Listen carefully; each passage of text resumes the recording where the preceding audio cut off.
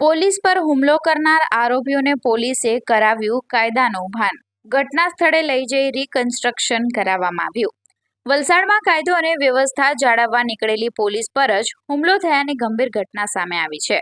ઉત્તરાયણ પર્વ નજીક છે ત્યારે પ્રતિબંધિત ચાઇનીઝ દોરીનું વેચાણ અટકાવવા ગયેલી વલસાડ સિટી પોલીસની ટીમ પર બુટલેગરોની જેમ હવે દોરી વેચનારાઓ પણ બેફામ બન્યા છે.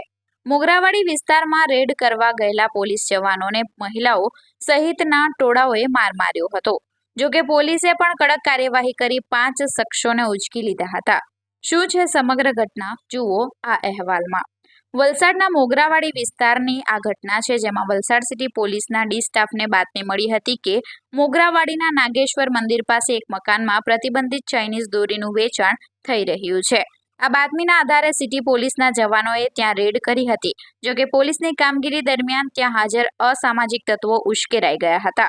રેડ કરવા ગયેલા પોલીસકર્મી સહદેવસિંહ સોલંકી સાથે ત્યાં હાજર મહિલાઓ અને પુરુષોએ ઝપાઝપી કરી હતી અને પોલીસકર્મીને માર માર્યો હતો.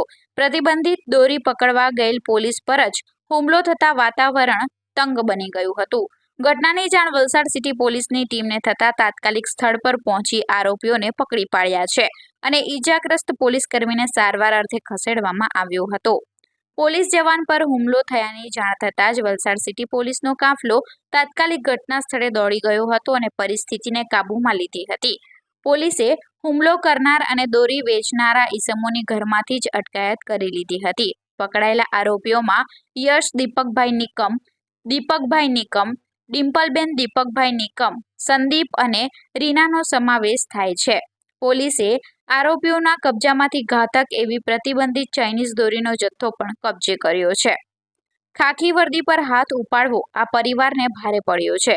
પોલીસે ઘટના સ્થળ પરથી જ 2 મહિલા અને 3 પુરુષો સહિત કુલ 5 આરોપીઓની અટકાયત કરી લીધી છે. આ તમામ વિરુદ્ધ સરકારી ફરજમાં રૂકાવટ, પોલીસ પર હુમલો અને પ્રતિબંધિત ચાઇનીઝ દોરીના વેચાણ અંગેનો ગુનો નોંધી કાયદેસરની કાર્યવાહી હાથ ધરવામાં આવી છે. વલસાડ પોલીસે સ્પષ્ટ સંદેશ આપ્યો છે કે પ્રતિબંધિત વસ્તુનું વેચાણ કે પોલીસ પર દાદાગીરી હવે ચલાવી લેવામાં આવશે નહીં.